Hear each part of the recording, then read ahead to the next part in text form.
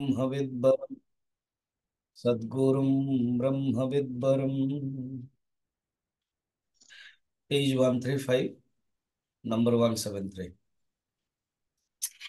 सबसे ऊंचे प्रेम सगाई, सबसे ऊंची प्रेम सगाई। दुर्योधन को मेवा त्यागो, दुर्योधन को मेवा त्याग्यो। साग विदुर कर खाए, साग विदुर घर खाई। झूठे फल सबरे के खाए, झूठे फल सबरी के खाए। बहुविध प्रेम लगाए, बहुविध प्रेम लगाई। प्रेम के बस अर्जुन रता क्यों, प्रेम के बस अर्जुन रथ क्यों। भूल गए ठकुराए, भूल गए ठकुराई। ऐसी प्रीति बढ़ी वृंदावन, ऐसी प्रीति बढ़ी वृंदावन। गोपिन नाच नचाए, गोपिन नाच नचाई। शूर क्रूर इस लायक नाही, क्रूर क्रूर इस लायक नाही। कहे लगो करो बड़ाई, कहे लगो करहु बड़ाई। सबसे ऊंचे प्रेम सगाई। सबसे ऊंची प्रेम सगाई। बोल वृंदावन बिहारी लाल की, जय गीता माता की, जय। नमः पार्वती पतये हर हर महादेव। आज हम माने पूर्व मीमांसा देखिया। पूर्व मीमांसा रो हाइलाइट्स देखिदवा, तापर हमें डिटेल को जीवा। हाइलाइट्स दृष्टि देखिया गले पूर्व मीमांसा जो प्रवर्तक आचार्य हेले जैमिनी ऋषि, वेद व्यास शिष्य। महाभारत काल समय तार डिटेल भी और विचार करियो। अन्य आचार्य पूर्व मीमांसा और अन्य आचार्य जैमिनी पर शबर स्वामी, कुमारिल भट्ट, प्रभाकर मिश्र, मंडन मिश्र, मुरारी मिश्र, चिन्ना स्वामी काशीर, पट्टाभिराम स्वामी, स्वामी दयानंद जी आर्य समाज, ये मध्य पूर्व मीमांसा के मानते कर्म। ग्रंथ हूँ जैमिनी सूत्र, जैमिनी सूत्र, जैमिनी ज्योतिष मध्य शबर स्वामी कृत मध्य सूत्र भाष्य एंड आकर ग्रंथ। एम जो तत्व मीमांसा प्रत्येक आर ना ही मीमांसा माने नाटा ही नहीं चले। तत्व मीमांसा पांचटा पदार्थ मानुंट द्रव्य, गुण, कर्म, सामान्य एवं अभाव।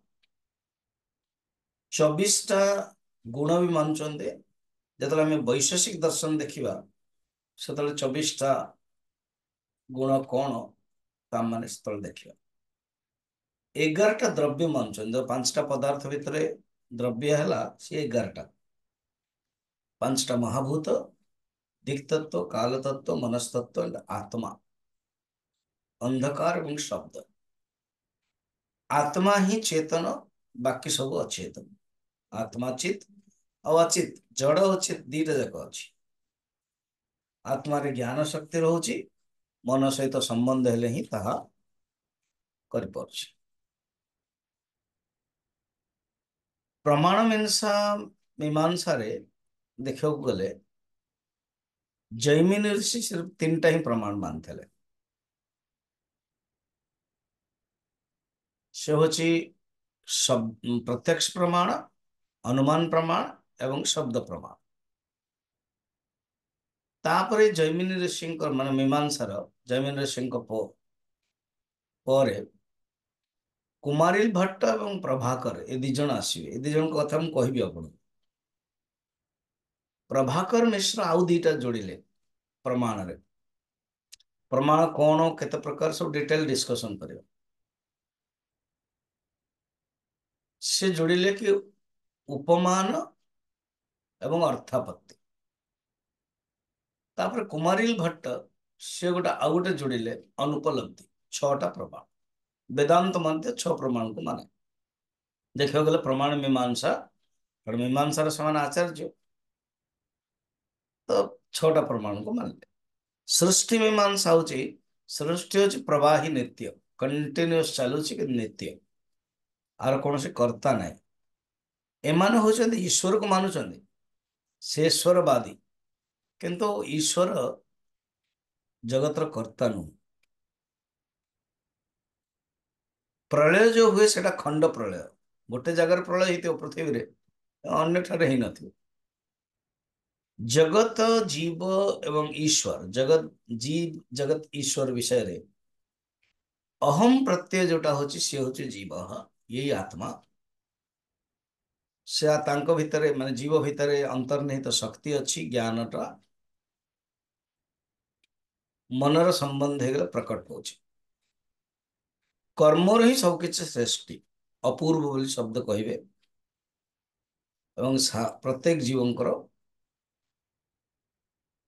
मुक्ति सृष्टि ही होची सृष्टि मुक्ति ही मोक्ष।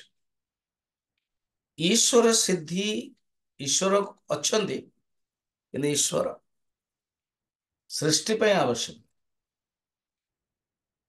ईश्वर खंडन करूना विशेष रूप प्रतिपादन भी हो। बर्तमान मुक्तिर स्वरूप मुक्ति होची जीवन रो लक्ष्य पर्पस धर्म अर्थ काम मोक्ष पंचकोश विवेक द्वारा कर्म शुद्धि द्वारा आत्मा को जो शरीर एवं मनर धर्म मानुछन सेटा अलगा कर दबा। सत्ता नित्यता ज्ञान शक्ति मत्ता आत्मार निजर स्वरूप एवं मोक्ष दशारे आत्मा सतरूप नित्य प्रकट है द्रव्य रूप निर्विशेष अवस्था पहुंचे।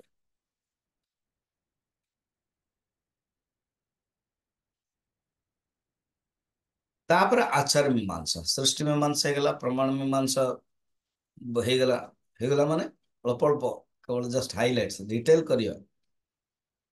आचार मीमांसा रे वेद निर्देशित कर्म वेद को माने पूरा बहुत बढ़िया मानुछन। वेद विरुद्ध यदि क्यों कहले छाड़बेनी चार्वाक को इमिति माने छाड़ी तेणु वेद निर्देशित कर्म ही आचार्य संहिता सत्कर्म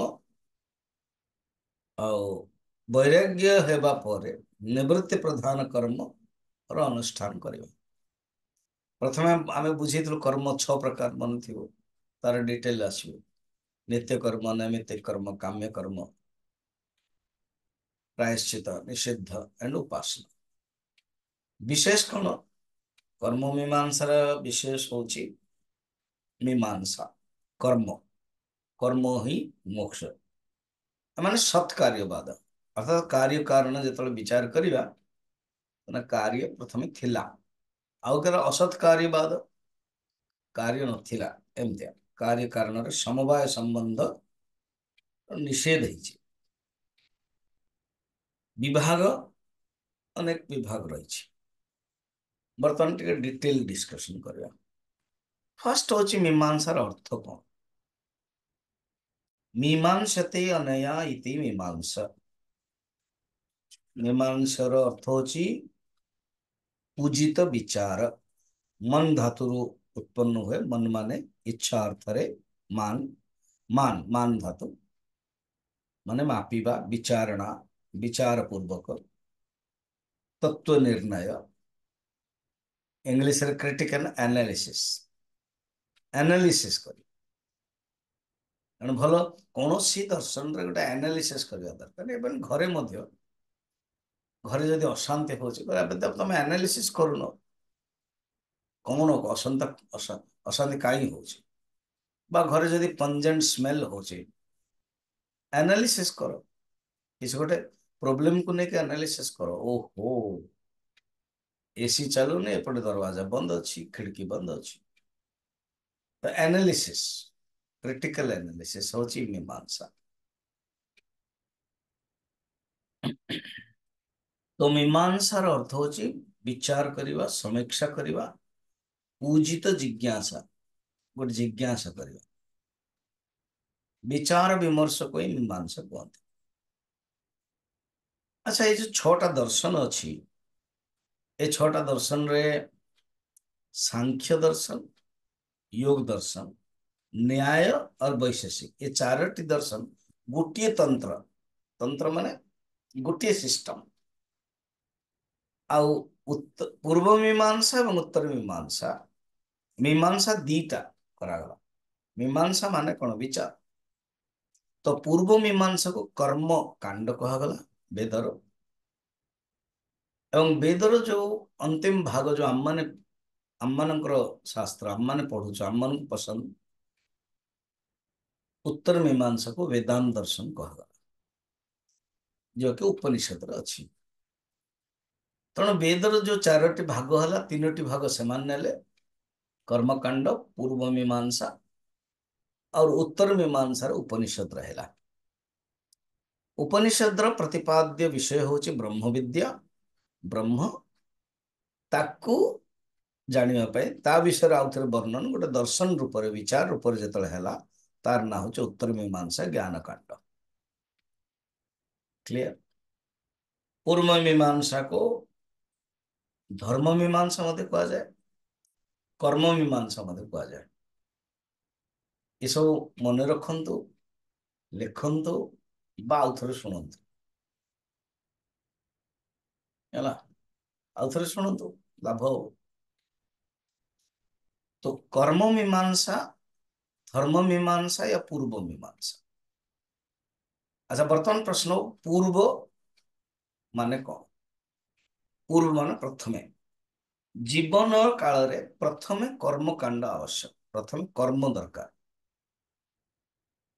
तापर उत्तर मीमांसा।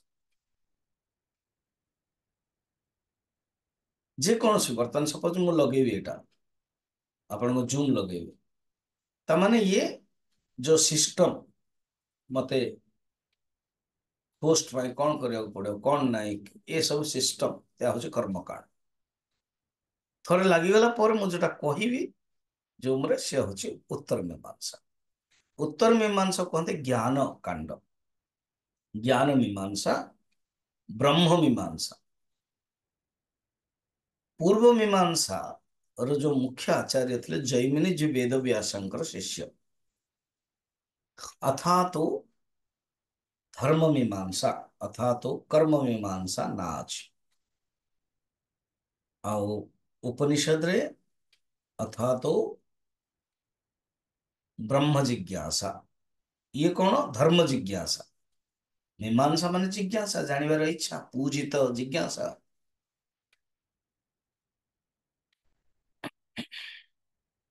वेद को पूरा बहुत मानुछन। अच्छा, कुमारिल भट्ट आदि कहते देखा गले जीवन प्रथम पूर्व मीमांसा पढ़ा उचित, अथा तो धर्म जिज्ञासा, लास्ट रे ब्रह्मसूत्र जो लास्ट सूत्र अच्छी, अनावृत्ति ही शब्द, शब्दात अनावृत्ति ही, ये लास्ट अच्छी। सेतिकी जाए ये गोटे ही तंत्र, तंत्र माने प्रोसेस, मेथड, मैनेजमेंट। एबे क्लियर है?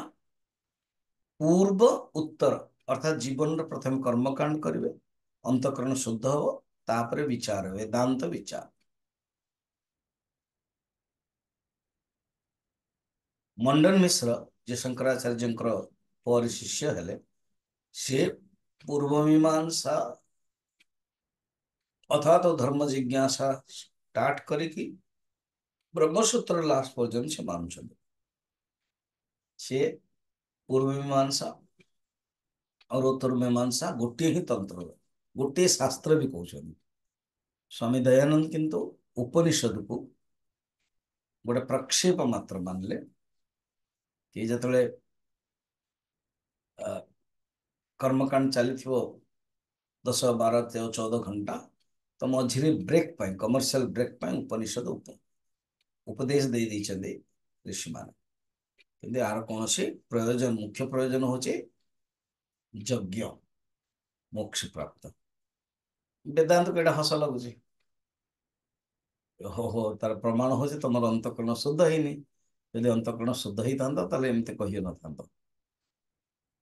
अंतकरण शुद्ध ही था जदि तुम विचार आड़ को जाता तुम किए, कारण वेदर ही ये गोटे भाग। कस्मे देवाय हविषा विधेम, ये भी तो वेद ना। वो देवता को आम एमती करुँ तो विचार कहीं तुम पाखे से जा हो।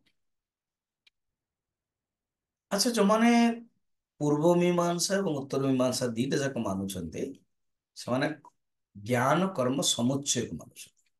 ज्ञान कर्म समुच्चय माने रियली कर्म ज्ञान समुच्चय, कर्म भी और ज्ञान भी दीटा जाक साथी रही। शंकराचार्य किंतु भाष्य रे ज्ञान कर्म समुच्चय माने कर्म ज्ञान समुच्चय को खंडन कर ये परस्पर विरोधी, जमते प्रकाश और अंधकार साथ चलो। कर्ता एवं अकर्ता, बसवा एवं चलवा ये दीटा जाक एकत्रिक हेनी। कर्मटा हूँ चलवाटा, ज्ञानटा हूँ बसवाटा। तो दीटा जाक क्रिया गोटे हाथ में चलो केमती प्रकाश और अंधकार। तेणु कर्म ज्ञान समुच्चय हुए ना। अनेक गीतार भाष्य उपनिषद भाष्य कहते। अच्छा, बर्तमान मीमांसा चलतु जैमिनी विषय देखा। जैमिनी होचंती जड़े श्रेष्ठ ऋषि एवं वेदव्यास शिष्य। ये जैमिनी विषय तो वर्तमान आमे जगन्नाथ कथा पढ़ुं, पुरुषोत्तम महात्म्य तमाने सत्य जुगर ना अच्छे।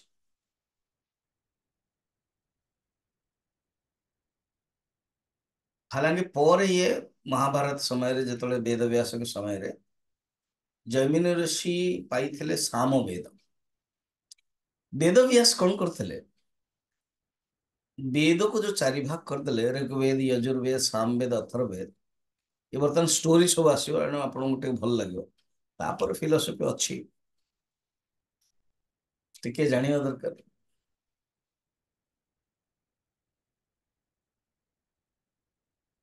अब जमी मु सुंदरकांड रे 12 मिनट 10 मिनट 15 मिनट हनुमान को विषय कहे। केवे हनुमान धृति क्षमा आदि बल केवे कही, केवे चिर माने संजीवनी बेटी आने प्रसंग रही। किंतु इथर लास्ट 2-3 दिन पर पूर्वर 27 तारीख रे इच्छा जन्म वृत्तांत करने, जन्म रहस्य। तो दीटा कहानी कहली स्टोरीज देखली। बर्तमान 3 दिन भीतर बहुत लोग शुणिदे, 200 लोग। कहानी समस्त भल लगे तार। नेक्स्ट आउ 2टा कहानी अच्छी से बर्तमान ये जैमिनी विषय रे ए सब कहानी देखले भल लगे। तो वेद व्यास कौन कले, ऋग्वेद को निजर शिष्य थे पैल देदेले। भागवत भी वर्णन अच्छे। साम वेद को देदेले जैमिनी ऋषि। अथर्व देदेले सुमंत को। यजुर्वेद को देदेले वैशंपायन। एमती 4टा शिष्य को देदेले। पुराण जो अन्य पुराण अच्छी रोमहर्षण को देले। और जो भागवत जो मास्टरपीस सुखदेव जी को पढ़े। जो जैमिनी अच्छंती जो साम वेद अर्थ नु कि अन्य वेद पढ़िबे नहीं, साम वेद रे इंचार्ज है।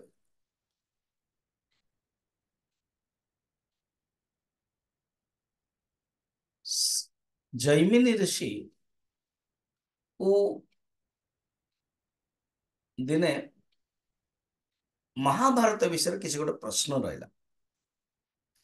ସେ ଜାଣିଛନ୍ତି ଗୁରୁ ବେଦବ୍ୟାସ ନିଜେ ବହୁତ ତପସ୍ୟା କରୁଛନ୍ତି, ବା ତାଙ୍କୁ କାହିଁ ଡିଷ୍ଟର୍ବ କରିବି, ଭାବିଲେ କଣ ମାର୍କଣ୍ଡେୟ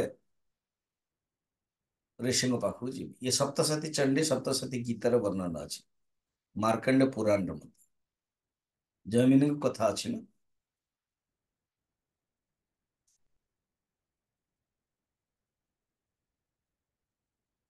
ଜୈମିନୀ ହିଁ ये ଯୋଉ ସ୍କନ୍ଦ ପୁରାଣର କଥା, ଜଗନ୍ନାଥଙ୍କର କଥା କହୁଛନ୍ତି ଋଷି ମାନଙ୍କୁ, ଋଷୟ ଉଚୁ ଜୈମିନୀ ଉବାଚ। ଜୈମିନୀ ପୁରା ଟୋଟାଲ ଉତ୍ତର ଦଉଛନ୍ତି। ସେ ବହୁତ ଜ୍ଞାତା ଥିଲେ ସେ।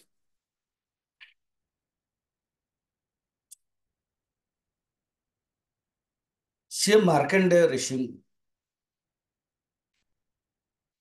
ପାଖକୁ ଗଲେ। ଏ ମାର୍କଣ୍ଡେୟ ଋଷିଙ୍କ ବିଷୟରେ ବର୍ଣ୍ଣନା ଅଛି, ଜାଣିଛନ୍ତି। ୟଙ୍ଗ ସମୟରେ 8 ବର୍ଷ ହିଁ ଜୀବନ ଥିଲା, ଆଣ୍ଡ ଭଗବାନ ମୃକଣ୍ଡଙ୍କର ଏ ପୁତ୍ର ଶଙ୍କରଙ୍କର କୃପାରୁ ମହାମୃତ୍ୟୁଞ୍ଜୟ ମନ୍ତ୍ର ଜପ କରିକି ମାର୍କଣ୍ଡେୟ ଋଷି ଚିରଞ୍ଜୀବୀ ହେଇଥିଲେ। ଭଗବାନଙ୍କର ମାୟା ବି ଦେଖିଛନ୍ତି ସେ। ସେ ନିଜେ ଦେଖିବା ପାଇଁ ଚାହିଁଛନ୍ତି, ଭାଗବତର ବର୍ଣ୍ଣନା ଅଛି। ମହାଭାରତରେ ବର୍ଣ୍ଣନା ଅଛି, ବନ ପର୍ବରେ କାମ୍ୟକ ବନକୁ ଯେତେବେଳେ ଆସିଛନ୍ତି ଏମାନେ, ସେତେବେଳେ କୃଷ୍ଣ ଏବଂ ସତ୍ୟଭାମା ଦ୍ୱାରକରୁ ଆସିକି ଭେଟିଛନ୍ତି ଏବଂ ସେ କହିଛନ୍ତି କି, ଅର୍ଜୁନ କହିଛନ୍ତି ସୁଭଦ୍ରା ଭଲ ଅଛି, ଏବଂ ସୁଭଦ୍ରା ତମର ଯୋଉ ପୁଅ ଅଛି ଅଭିମନ୍ୟୁ, ତାକୁ ମୁଁ ଶିଖଉଛି, ସେ ବର୍ତ୍ତମାନ ବଢୁଛି। ଦ୍ରୌପଦୀକୁ ଭେଟି କହିଛନ୍ତି, ସଖୀ କୃଷ୍ଣ, ତମର ଯୋଉ 5ଟା ପୁଅ युधिष्ठिर, भीम, अर्जुन, नकुल, सहदेव, प्रत्येकରୁ ଗୋଟେ ଗୋଟେ ପୁଅ ଥିଲେ। 5ଟା ପୁଅ ସେମାନେ ମଧ୍ୟ ବଢୁଛନ୍ତି, ବହୁତ ଭଲ ଶିକ୍ଷାଗତ ପ୍ରାପ୍ତ କରୁଛନ୍ତି। ସେମାନଙ୍କୁ ସାନ୍ତ୍ୱନା ଦେବା ସମୟରେ ମାର୍କଣ୍ଡେୟ ଋଷି ଆସିଗଲେ। ମାର୍କଣ୍ଡେୟ ଋଷିଙ୍କୁ ପ୍ରଣାମ କଲେ। ନିଜେ କୃଷ୍ଣ କହିଲେ, ଯାହା ହଉ ବହୁତ ଭଲ ହେଲା, ଏଇ ସମୟରେ ଜଣେ ଆପଣଙ୍କ ଭଳିଆ ଶ୍ରେଷ୍ଠ ସନ୍ଥ ଆସିଲେ। ସତ୍ସଙ୍ଗ ଆମେ ଚାହୁଁଛୁ, ଉପଦେଶ। ମାର୍କଣ୍ଡେୟ କହିଲେ, ଯୁଧିଷ୍ଠିର ପ୍ରଶ୍ନ ପଚାର। ତେଣୁ ସେ ପ୍ରଶ୍ନ ପଚାରିଲେ। ମାର୍କଣ୍ଡେୟ ପୁରାଣର ଉତ୍ତର ସବୁ ରହିଛି କି, ଯେ ରାଜ୍ୟ ସୁଖ ଚାହୁଁଛନ୍ତି କିନ୍ତୁ ଅଧର୍ମରେ କରାଉଛନ୍ତି, କିନ୍ତୁ ଯିଏ ଧର୍ମରେ କରାଉଛନ୍ତି ତାଙ୍କୁ ଭୋଗ ମିଳୁନି, ଏସବୁ ପ୍ରଶ୍ନ ଥିଲା। ନିଜକୁ ନେଇକି, ଦୁର୍ଯ୍ୟୋଧନକୁ ନେଇକି ଉତ୍ତର ମଧ୍ୟ ଦେଇଛନ୍ତି, ଧର୍ମର ପାଳନ କେବେ ହେଲେ ତ୍ୟାଗ କରିବା ଉଚିତ ନୁହଁ। ହେଲା।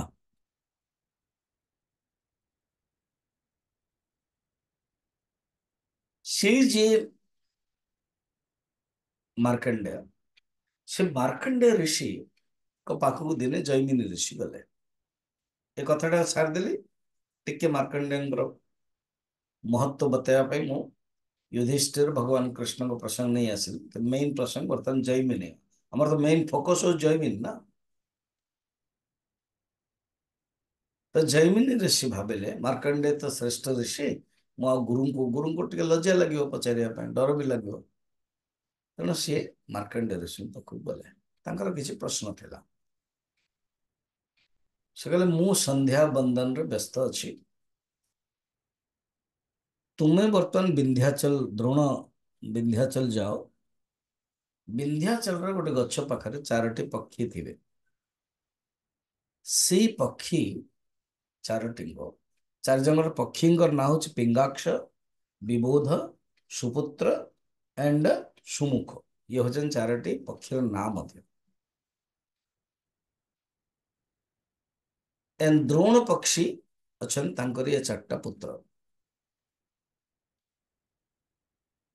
एमान पाखु जाओ। आश्चर्य हो गला, क्या गोटे पक्षी मान पाखु उठाऊ, ଚିନ୍ତା କରନି, ଏମାନେ ହଉଛନ୍ତି ଜ୍ଞାନୀ, ଦୁର୍ବାସାଙ୍କର ଅଭିଶାପ ପାଇଛନ୍ତି, ଏଣୁ ପକ୍ଷୀ ହେଇଛନ୍ତି।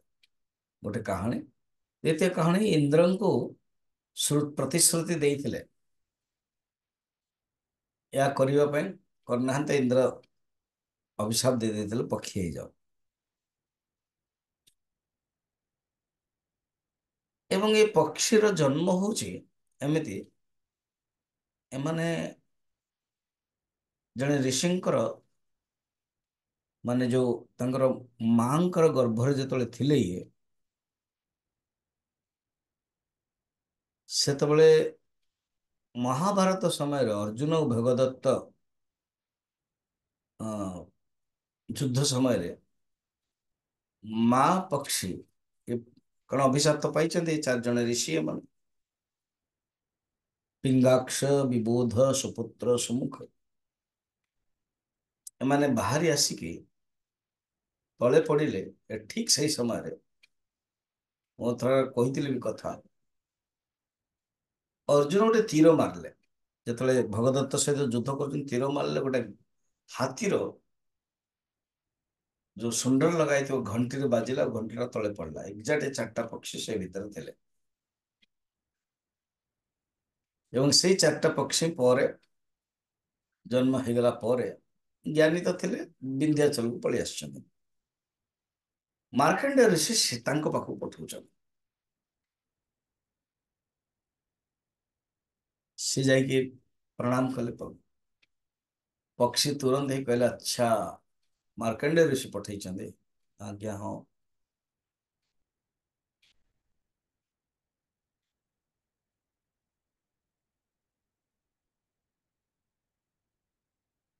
କହିଲେ ଠିକ ଅଛି,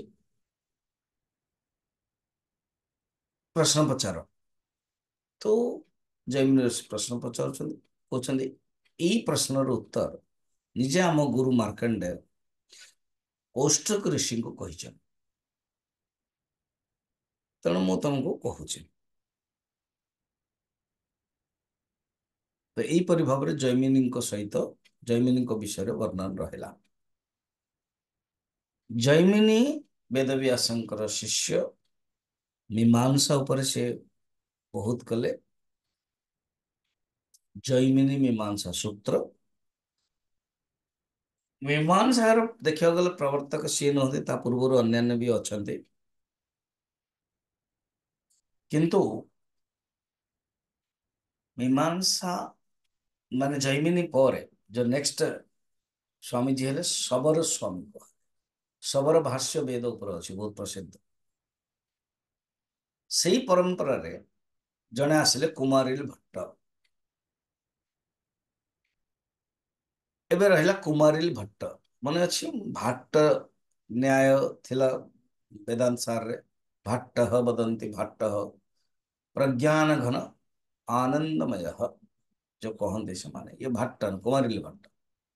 ଆଉ ପ୍ରାଭାକର ତାର୍କିକ ତା ପୂର୍ବରୁ ଥିଲା। ତ ଏଇ ବର୍ତ୍ତମାନ ଆପଣ ବୁଝିପାରିବେ, ସେଇ ସମ୍ପ୍ରଦାୟରେ କୁମାରିଲ ଭଟ୍ଟ ଜଣେ ଥିଲେ ବ୍ରାହ୍ମଣ। ସେ ଯେତେବେଳେ ଭିକ୍ଷୁ ହେଇକରି ଭିକ୍ଷା ମାଗିବାକୁ ଗଲେ, ସେଇ ସମୟରେ ଆଜ୍ଞା ବିଲ୍ଡିଂ ଫିଲ୍ଡିଂ ଥିଲା, ଛାତ ଉପରୁ ସେ ଭିକ୍ଷା ଦେବା ପାଇଁ ଚାହେଁ।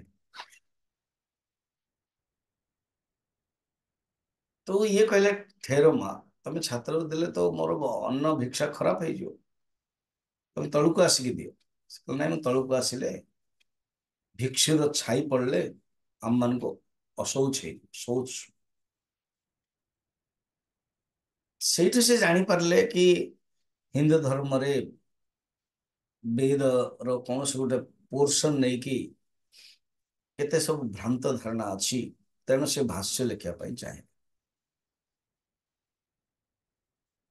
ତ କୁମାରିଲ ଭଟ୍ଟ ର ଯୋଉମାନେ ମାନିଲେ ତାଙ୍କୁ କହନ୍ତି ଭାଟ୍ଟ ନ୍ୟାୟ। ଭାଟ୍ଟ ଭାଟ୍ଟ ମାନେ ଭଟ୍ଟରୁ ଯିଏ ଭାଟ୍ଟ ଆସିଲା।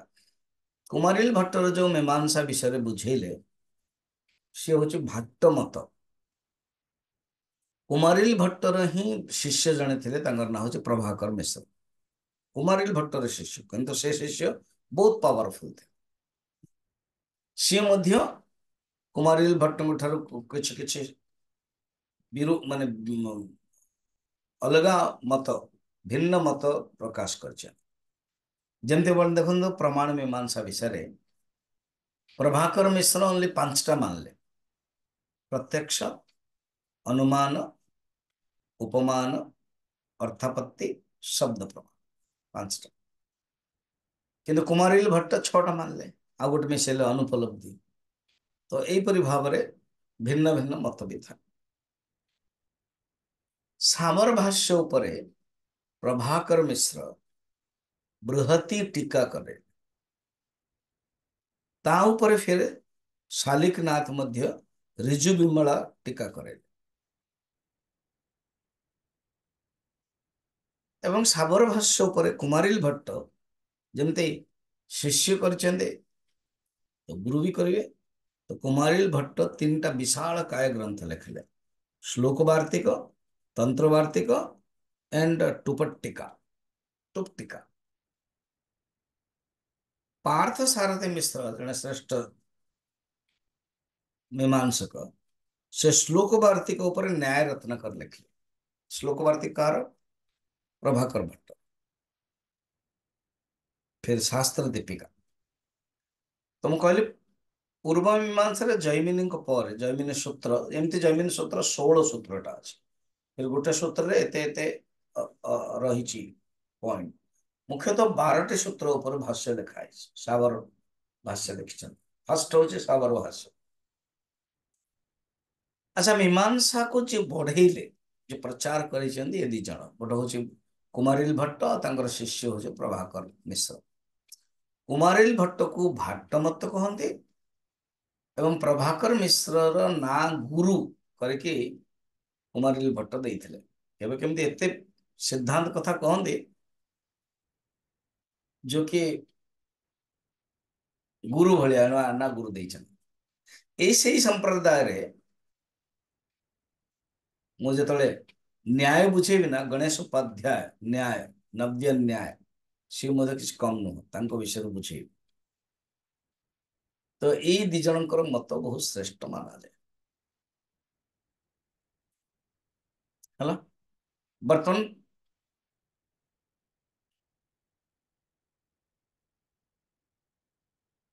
प्रामाण्यवाद कौन प्रामाण्यवाद कौन जो कि प्रमा विषय 4टा जिनस अच्छी गोटे हूँ प्रमा आ गोटे हूँ प्रमाता आ गोटे हूँ प्रमेय आ गोटे हूँ प्रमाण प्रमाता माने जी जीव चैतन्य जी जानापी चाहे जहाँ को जानापी चाहे से हूँ प्रमेय जो मेथडटा जानापी चाहे ता हूँ प्रमाण आउ जहाँ जानापी हुए ता हूँ प्रमा अनुभूति ये जो प्रमा अनुभूति ये स्वतः प्रकाश परता प्रकाश नुह थे जानीदेला माने स्वतः प्रकाश हो गला अर्थात बर्तमान जमती ये अच्छी रिमोट ये रिमोट जानीदेला आप देखले आप जानीदे फिर रिमोट को जानापी आउ थे कन्फर्म आउ कौन से प्रमाण आवश्यक ना ता हूँ स्वतः प्रमाण स्वतः प्रमाण एवं परतः प्रमाण थरे आउ गोटे जानापी आउ जनकर रेकमेंडेशन आवश्यक कहते परतः प्रमाण स्वतः प्रमाण जो कि अनुभूति प्रमाण प्रमाच अज्ञान तत्व तत्वार्थ ज्ञान प्रमा माने कौन अज्ञात तत्व को जोटा कि आम जाने अज्ञात अनएबल तार तत्व को जानिबा ये हूँ प्रमा प्रकर्षेण मीयते इति प्रमा प्रमायाः करणम इति प्रमाण प्रमा माने अनुभूति ज्ञान कॉन्शियसनेस जोटा कि बौद्ध दर्शन रे कहिथिले विज्ञान प्रज्ञप्ति मात्र आलय विज्ञान से जो परमा अनुभूति तार जो करण ता हूँ प्रमाण प्रमायाः करणम मीमांसक माने प्रमाण को स्वतः प्रमाण मानते किंतु नैयायिक वैशेषिक माने परतः प्रमाणवादी मानते ସେମାନେ କହନ୍ତି ପ୍ରମାଣ ଗୋଟିଏ ପ୍ରମାଣ ଆଉ ଗୋଟେ ପ୍ରମାଣର ଆବଶ୍ୟକ ପଡେ, କିନ୍ତୁ ଇଏ କହୁଛନ୍ତି ନାଇଁ ସେମିତି ଦରକାର ପଡେନି, ଗୋଟିଏ ହିଁ ପ୍ରମାଣରେ ହେଇଯାଏ। ତ ମୀମାଂସା ମୀମାଂସତେ ଇତି ମୀମାଂସା ଆଜି ଆମେ ଦେଖିବା। ହଁ, ପ୍ରମା ମାନେ ଅନୁଭୂତି, ଯାହାକୁ ପ୍ରମିତି ମଧ୍ୟ କହନ୍ତି। ପ୍ରମା ମାନେ ଦେଖିବାକୁ ଗଲେ ଜ୍ଞାନ,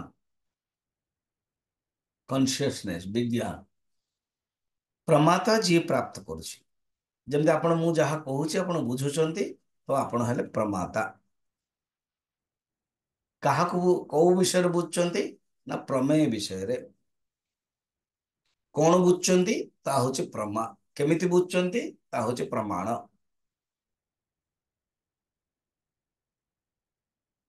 ଠିକ।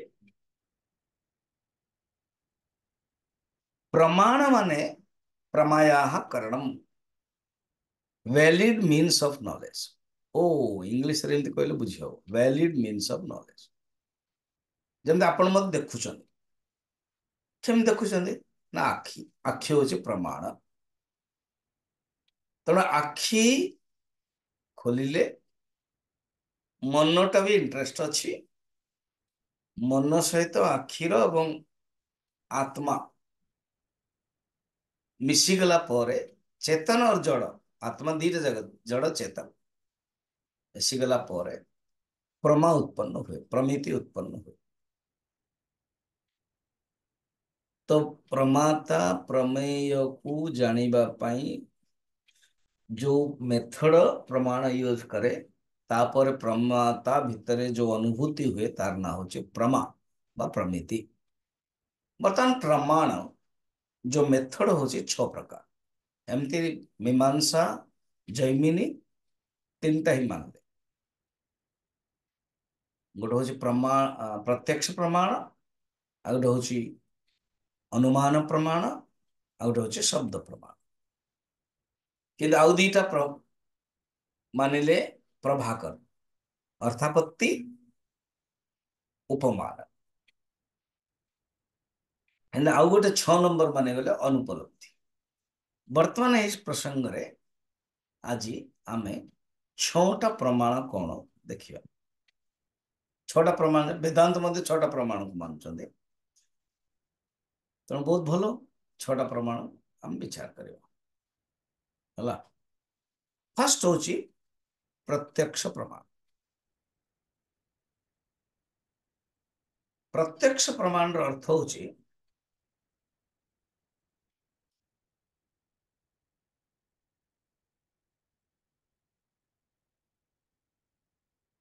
प्रतीक्षते इति प्रत्यक्ष, साक्षात प्रतीति इति प्रत्यक्ष। अर्थात साक्षात प्रतीति हेबा ही प्रत्यक्ष प्रमाण।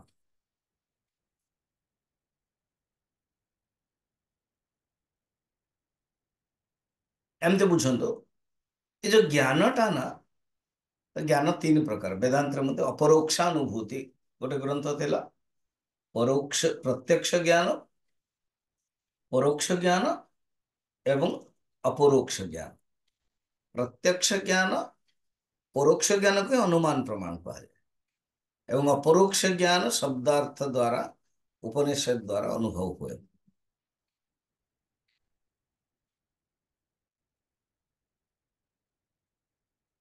एमाने प्रत्यक्ष को ही अपरोक्ष ज्ञान कहते।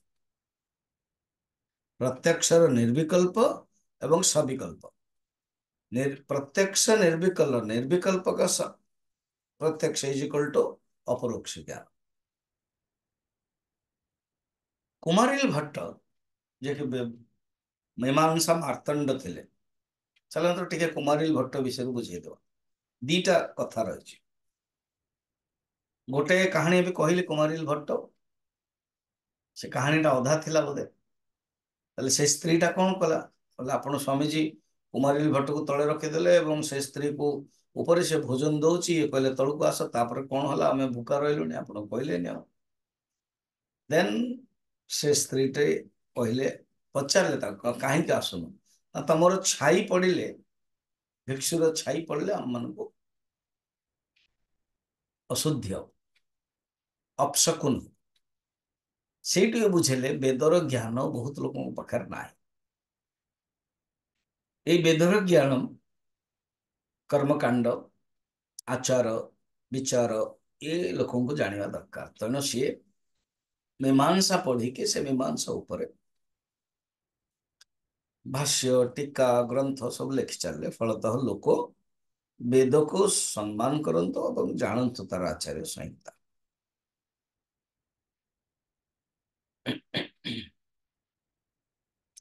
ଆଉ ଗୋଟେ କୁମାରୀ ଭଟ୍ଟ ବିଷୟରେ କାହାଣୀଟେ ଅଛି। କଣ? ଆଉ ଦିଟା କାହାଣୀ ଅଛି। ସେ ଦେଖିଲେ ସେଇ ସମୟରେ ବୌଦ୍ଧ ଧର୍ମର ବହୁତ ବୋଲବାଲା ଥିଲା। ତ ବୌଦ୍ଧ ଧର୍ମ ଏକ ତ ବେଦକୁ ସ୍ୱୀକାର କରୁନି, ରାଜା ମାନଙ୍କର ବହୁତ ସପୋର୍ଟ ଥିଲା ରାଜାନୁଗତ। ତେଣୁ ଶାସ୍ତ୍ରାର୍ଥ କରିବାଟା ବड़ा ଡିଫିକଲ୍ଟ ହଉଥିଲା। ଏକ ତ ସେମାନେ ଆସୁନଥିଲେ ଏବଂ ଆସୁଥିଲେ ମଧ୍ୟ ତାଙ୍କ ବିଷୟରେ ନ ଜାଣିଲେ ତାଙ୍କୁ କେମିତି ଖଣ୍ଡନ କରିବେ। ତେଣୁ କୁମାରିଲ ଭଟ୍ଟ କଣ କଲେ, ବୌଦ୍ଧ ଭିକ୍ଷୁ ହେଇଗଲେ। ବୌଦ୍ଧ ଭିକ୍ଷୁ ହେଇକି ତାଙ୍କର ଶାସ୍ତ୍ରକୁ ପଢିଲେ। ଏବେ ଆମେ ଭୁଟାନ ଯାଇଥିଲୁ ଲାଷ୍ଟ ଇୟର, ଅନେକ ଦେଖିଲୁ Bhutan is a Buddhist country. Sri Lanka ମଧ୍ୟ ବିରାଟ ବଡ ବଡ ମନ୍ଦିର ସବୁ ଅଛି।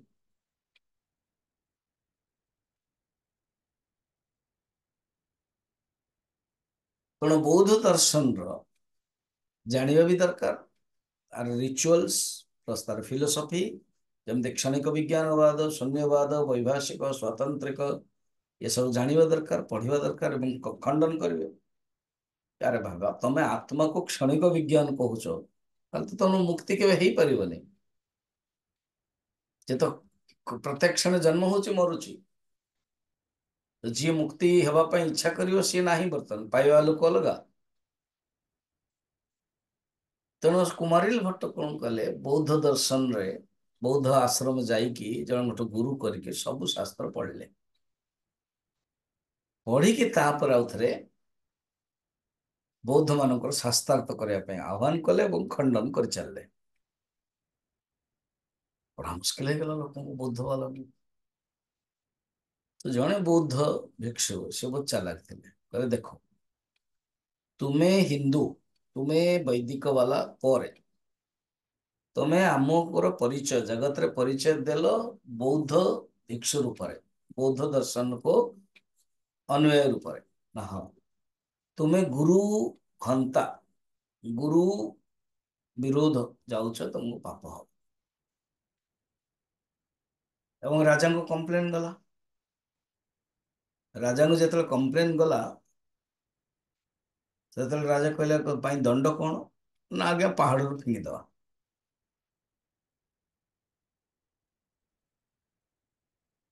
ତ ଠିକ ଅଛି ଫିଙ୍ଗି ଦିଅ। ଯେତେବେଳେ ଫିଙ୍ଗିଲେ, ସିଏ କଣ କଲେ, ଯଦି ଈଶ୍ୱର ଅଛନ୍ତି ମୋର କିଛି ହବନି। ଫିଙ୍ଗିଦେଲା ପରେ ସତକୁ ସତ କିଛି ହେଲାନି, କିନ୍ତୁ କୌଣସି ଗୋଟେ କଣ୍ଟା ବାଜିକି ଗୋଟିଏ ଆଙ୍ଖି ଖରାପ ହେଇଗଲା। ତ ଆଶ୍ଚର୍ଯ୍ୟ ହେଲା, ବୌଦ୍ଧ ମାନେ ମଧ୍ୟ ଆଶ୍ଚର୍ଯ୍ୟ ହେଇଗଲେ, ଆଉ କିଛି କହିପାରିଲେନି, ଚମତ୍କାର ଭାବିଲେ ଭଗବାନ ନିଶ୍ଚୟ ଅଛନ୍ତି, ଅସ୍ତିତ୍ୱ। ଜଣେ ସାଙ୍ଗଟିଏ ଯିଏ ମୀମାଂସକ ଥିଲା, ସିଏ ପଚାରିଲା, ତୁମେ କହିଥିଲ କି ଯଦି ଈଶ୍ୱର ଅଛନ୍ତି ମୋର କିଛି ହବନି, ତମର ତ ହେଲା, ତମେ ମଲନି, କିନ୍ତୁ ଆଖି ତ ଫୁଟିଲା ନା? କହିଲେ ହଁ, ମୁଁ ବର୍ତ୍ତମାନ ଯୋଉ ଚ୍ୟାଲେଞ୍ଜ ଦେଲି, ଚ୍ୟାଲେଞ୍ଜ ଯୋଉ ଦେଲି ସେଟା ମୋର ବାକ୍ୟଟା ଭୁଲ ହେଇଗଲା। ଯଦି ଈଶ୍ୱର ଅଛନ୍ତି, ଏମିତି ଯଦି ଈଶ୍ୱର ଅଛନ୍ତି ମୁଁ କହିବାରୁ ଗୋଟେ ଆଖି ଫୁଟିଲା।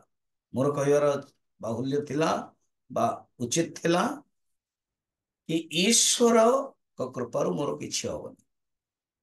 ଅର୍ଥାତ୍ ଈଶ୍ୱର ଯଦି ଲଗେଇକି ମୁଁ ଗୋଟେ ସ୍ୟାତବାଦ ଯେମିତି ଅଛି ଜୈନ ଧର୍ମର ସପ୍ତଭଙ୍ଗୀ ନ୍ୟାୟ, ସେମିତି ମୁଁ କରେଇଦେଲି। ତେଣୁ କିଛି ନା କିଛି ତ ହବ ଦଣ୍ଡ।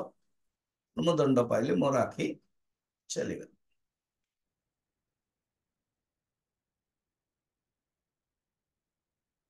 ଏଣୁ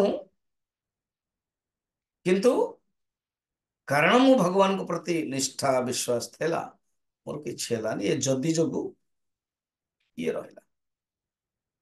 तापरे किछि दिन गला बौद्ध धर्म टिके शांत हो गले किछि किछि आउ बौद्ध धर्म नुआ आसला सेमाने गोटे कले गोटे पॉइंट धरदेले जो पॉइंट रे ब्लैकमेल जाऊ कहते कुमारिल भट्ट कहले जेते भी है तुम्हें गुरुद्रोही करिछ तमरो वेद अनुसारे गुरुद्रोही कौन दंड अच्छी तमें देख तमें तो वेद को मानुच ना आम मैंने सीना वेद को मानुनु तमें गुरुद्रोही तो हेल ना तमें बौद्ध हेल गुरुद्रोही हेल तो गुरुद्रोही कौन तो लिखा भूषारे जलैकी मरिबा तो ये तो वेद को स्वीकार करुले सतरे वेदर अच्छी एमती जो गुरुद्रोही हेले कौन हो स्त्री प्रति अत्याचार कले कौन दंड मिल पड़ो वेद मनुस्मृति आदि रे से स्वीकार करने ठीक अच्छे वेद जहाँ अच्छे मुझे ग्रहण करी कारण वेद को मानुची देखो तो वेद को एत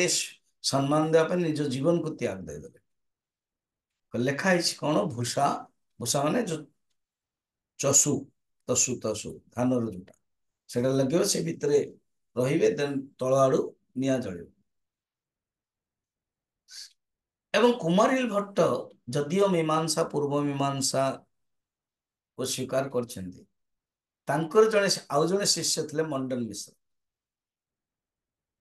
मंडन मिश्र थे एवं कुमारिल भट्ट प्रयागराज रे निजर शरीर को अग्नि द्वारा संजोग करे कि मरिया जाऊँ शंकराचार्य फिल्म जब देखिए हिंदी हो बा संस्कृत हो आसो तो शंकराचार्य ब्रह्मसूत्र उपरे भाष्य लिखुं आउ अन्य ग्रंथ लिखुं से देखेले आहा बहुत ही सुंदर तो सी कहले मु चाहूँगी आपण ब्रह्मसूत्र उपरे भाष्य लिखत ना मु बर्तमान तो नियम कर देछि मु तो वेद को वेद अनुसार मु जहाँ नीति नियम दंड आदि सब रोचे मोर गोटे शिष्य अच्छी तार ना हूँ मंडन मिश्र तुम्हें जाओ ताकू शास्त्रार्थ परास्त कर जदि परास्त कर तुम शिष्य हो ताकू कहबो सूत्र भाष्य सूत्र उपर भाष्य लिखा आ शंकराचार्य खोजी खोजी आसिले जो गाँव रे मंडन मिश्र थिले से गाँव विशेषता वैदिक धर्म या पचारे मु मंडन मिश्र पाखक जावाई चाहूँगी बोले जो घरे पक्षी ही गावन्ते वेद स्वतः प्रमाणम व परत प्रमाणम माने गोटे हूँ शुआ और सारी शुआ को तो स्वतः प्रमाणम सारी को परत प्रमाणम तम मंडन मिश्र गृहम जान अर्थात ताहा ही मंडन मिश्र गृह बोली जान तो जो स्त्री माने पानी कुआं नौले बोले जी पक्षय शुका गावंती शुक माने गांती तमें जान से तो सही मंडन मिश्र पाखक आसीगले दरवाजा बंद अच्छी पूर्व काल देखिथे एवं भी अच्छी अन्य जगार मझे गोटे अगणा थी से अगणार ये श्राद्ध कर श्राद्ध सब पिंड आदि सब दौरान खुद तो निजे ब्राह्मण पूरा बाकायदा सब नीति नियम कर शंकराचार्य आकाश मार्ग भीतर प्रवेश कले कष्टम तुम्हें किए अहम मुंडी तो मुंडी शब्द से तर्क देले तो मुंड को तो मुंडी तो या कहते एमती संस्कृत चलला कहले मुझे शंकराचार्य अद्वैत वेदांत को मु स्वीकार करुच्ची तमें हूँ कर्म मीमांसा कर्मकांड को स्वीकार कर तम गुरु कुमारिल भट्ट पाख मुझे देखली मोर भाष्य माने सूत्र उपर भाष्य लिखापी सी कहले कि तुम पाखक आस बर्तमान आम शास्त्रार्थ करवा ठीक अच्छे शास्त्र जी जीत सी ଅନ୍ୟର ଧର୍ମ ସ୍ୱୀକାର କରିବ ଏବଂ ଶିଷ୍ୟ ସ୍ୱୀକାର କରିବ। ଯଦି ମଣ୍ଡନ ମିଶ୍ର ଜିତିବେ ତାହେଲେ ଶଙ୍କରାଚାର୍ଯ୍ୟ ବେଦାନ୍ତ ଛାଡ଼ିକି କର୍ମମୀମାଂସା ଧର୍ମମୀମାଂସାକୁ ସ୍ୱୀକାର କରିବେ ଏବଂ ମଣ୍ଡନ ମିଶ୍ରର ଶିଷ୍ୟ ହେବେ। ଯଦି ଶଙ୍କରାଚାର୍ଯ୍ୟ ଜିତିବେ ମଣ୍ଡନ ମିଶ୍ର ବ୍ରହ୍ମମୀମାଂସା ପୂର୍ବମୀମାଂସା ଛାଡ଼ିକି ଉତ୍ତର ମୀମାଂସା ବେଦାନ୍ତକୁ ସ୍ୱୀକାର କରିବେ ଏବଂ ଶଙ୍କରାଚାର୍ଯ୍ୟଙ୍କ ଶିଷ୍ୟ ହେବେ। ଶାସ୍ତ୍ରାର୍ଥ ଆରମ୍ଭ ହବ। ନ୍ୟାୟାଧୀଶ କିଏ ହବ ଦେଖନ୍ତୁ କେତେ ସୁନ୍ଦର। କିଛି ଦିନ ପୂର୍ବରୁ କୋଉ ଟପିକରେ ମୋଦିଜୀ କହୁଥିଲେ ଏଇଟା ଏମିତିଆ ଡିବେଟ ସଂସାରରେ ହେଇନି। ଡିବେଟର କହୁଛନ୍ତି କିଏ? ପତ୍ନୀ। ପତ୍ନୀଙ୍କ ନାଁ ହଉଛି ଭାରତୀ। ତାଙ୍କୁ କୁହାଗଲା କି ଆପଣ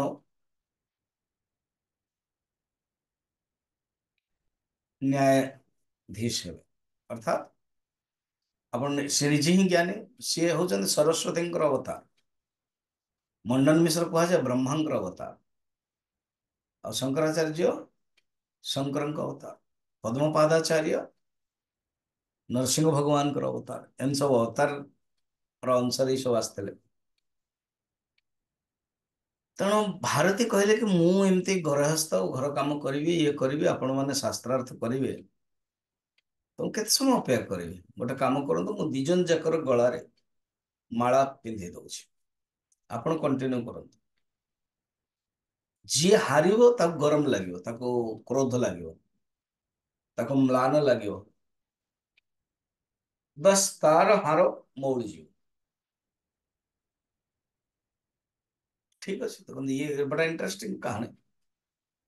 ଏକ ତ ଡିବେଟରେ ସ୍ତ୍ରୀ ଆସୁଛି, ଶଙ୍କରାଚାର୍ଯ୍ୟ ମଧ୍ୟ ସ୍ୱୀକାର କରୁଛନ୍ତି, ଆଉ କୋଉଠି ତ ପାର୍ସିଆଲିଟି ରହିବ ନା। ଯଦି ପୁଅ ବିଷୟରେ ବିଚାର ଦେବାକୁ ପଡେ ତାକୁ ଆଉ ରଖିବେନି ନା ନା ନା ନା, ବାପାକୁ କେମିତି ରଖିବ? ଆଉ ଜଣେ କିଏ ଦଉ, ଆଉ ଜଣେ ବିଚାରପତି ହଉ, କିନ୍ତୁ ଏଇଠି ନିଜେ କରାହଉଛି। ସତକୁ ସତ କିଛି ଦିନ ପରେ 20-25 ଦିନ କଣ୍ଟିନ୍ୟୁ ଚାଲିଲା। ମଣ୍ଡନ ମିଶ୍ରଙ୍କର ଗଳାରୁ ଫୁଲମାଳଟି ଝଡ଼ିଗଲା। ସେ ନିଜେ ଜାଣିଦେଲେ ମଧ୍ୟ, ତାପରେ ସ୍ୱୀକାର କଲେ, ସନ୍ନ୍ୟାସ ବି ହେଇଗଲେ। ନା ହେଲା ସୁରେଶ୍ୱରାଚାର୍ଯ୍ୟ ଏବଂ ବେଦାନ୍ତକୁ ସ୍ୱୀକାର କଲେ। ତାପରେ ଅନେକ ଗ୍ରନ୍ଥ ଲେଖିଲେ, ଭାଷ୍ୟ ଲେଖିଲେ। ଇଏ ହେଲା ମଣ୍ଡନ ମିଶ୍ର ପୂର୍ବ ମୀମାଂସା କଥା। ଇଏ ହଉଛନ୍ତି ପ୍ରଭାକର ଏନ୍ କୁମାରିଲ ଭଟ୍ଟଙ୍କର ଶିଷ୍ୟ, ପ୍ରଭାକରଙ୍କର ଗୁରୁ ଭାଇ। ଚାଲନ୍ତୁ ବର୍ତ୍ତମାନ ପ୍ରଶ୍ନ ହଉଛି ପ୍ରମାଣ, ପ୍ରତ୍ୟକ୍ଷ ପ୍ରମାଣ। ପ୍ରତ୍ୟକ୍ଷ ପ୍ରମାଣ ଅନୁସାରେ କହୁଛନ୍ତି କାରଣ ଦୋଷ ରହିତ, ଅର୍ଥାତ ଦୋଷ ରହିତ କାରଣ ଥିବ ପ୍ରମାଣ। ଯେମିତି ଆଖି, ଆଖି ହଉଛି ପ୍ରମାଣ ପ୍ରତ୍ୟକ୍ଷ। ଯଦି ଇଏ ଦୋଷ ଥିବ ଆଉ ଦେଖି ହବ କି? ପିଲିଆ ହେଇଥିବ ତ ଜଗତଟା ହଳଦିଆ ଥିବ। ତେଣୁ କାରଣଟା ଦୋଷ ରହିତ ହବା ଦରକାର। ଅବାଧିତ ଇନ୍ଦ୍ରିୟ ସନ୍ନିକର୍ଷ ଜନ୍ୟ, ଅବାଧିତ କୌଣସି ବାଧା ନଥିବ। ଆପଣ ମତେ ଦେଖୁଛନ୍ତି ନା? ନା ହଁ। ଆଖି ଦେଖୁଛନ୍ତି, ଆଖିରୁ ନା ହଁ। ବର୍ତ୍ତମାନ ଦେଖୁଛନ୍ତି? ନାଇଁ, କାହିଁକି ନା ବାଧା ହେଇଗଲା। तो इंद्रिय विषयर जो सन्निकर्ष, सन्निकर्ष निकट संपर्क, मात्रा स्पर्शास्तु, सन्निकर्ष द्वारा जो ज्ञानटा उत्पन्न हो, सन्निकर्ष जन्य, ता होची प्रत्यक्ष प्रमाण। मीमांसा न्यायशास्त्र रे बाह्यार्थ प्रत्यक्ष प्रमाण, अंत्यार्थ प्रत्यक्ष प्रमाण होची अपरोक्ष निर्विकल्प। बाह्यार्थ प्रत्यक्ष प्रमाण तीन प्रकार।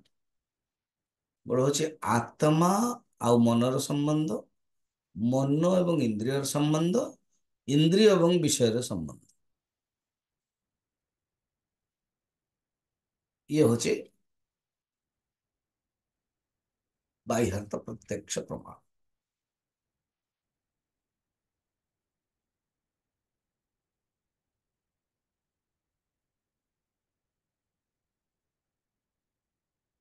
निर्विकल्प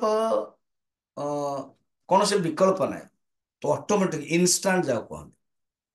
अब जमती बालक माने, पशु, अविकसित मनुष्य, ଅଟୋମେଟିକ କେମିତି ଜାଣି ଦଉଛନ୍ତି ଇନଷ୍ଟାଣ୍ଟ, ତାହା ହଉଛି ନିର୍ବିକଳ୍ପ ପ୍ରତ୍ୟକ୍ଷ। ଯେତେବେଳେ କିନ୍ତୁ ସାମାନ୍ୟ ବ୍ୟକ୍ତି ବି ଆମ ମାନେ ବି ଜଲ୍ଦି ବା ଅସ୍ଥିର ଦୃଷ୍ଟିରୁ ନିର୍ବିକଳ୍ପ ପ୍ରତ୍ୟକ୍ଷ ଦଶାରେ ମଧ୍ୟ କରାଉଛି। ଇଏ ହେଲା ବର୍ତ୍ତମାନ ପ୍ରତ୍ୟକ୍ଷ ପ୍ରମାଣ।